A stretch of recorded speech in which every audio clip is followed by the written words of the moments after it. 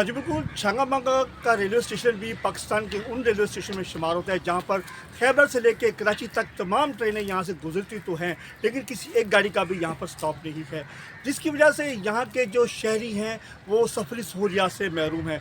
ये railway station अपने दौर में बहुत ज़्यादा ख़ास अहमियत का हामिल रहा है, क्योंकि भाप से चलने वाले इंजन का जो ईंधन है उसका बड़ा हिस्सा जो यही छांगामांगा जंगल से ही प्रोवाइड किया जाता रहा है।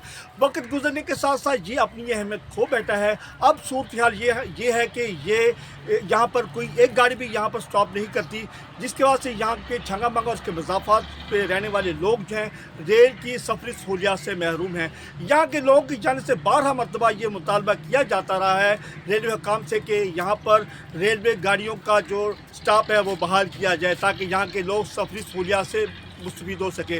मैं आपको बताते चलूँ, छांगामांगा रेलवे स्टेशन इस लिहाज से भी ख़ास अहमियत का हामिल है कि छांगामांगा जंगल के अंदर कुदरती हुस्न से माला माल जो मोहताबी झील है, जो सियाहत से दिलचस्पी रखने वाले लोगों की लाखों अफराद की जो तादाद है वो छांगामांगा का रुख करती है। अगर रेलवे स्टेशन की रौनकों को बहाल किया जाए तो छांगामांगा की सियाहत को भी फ़रोग़ मिलेगा। जी।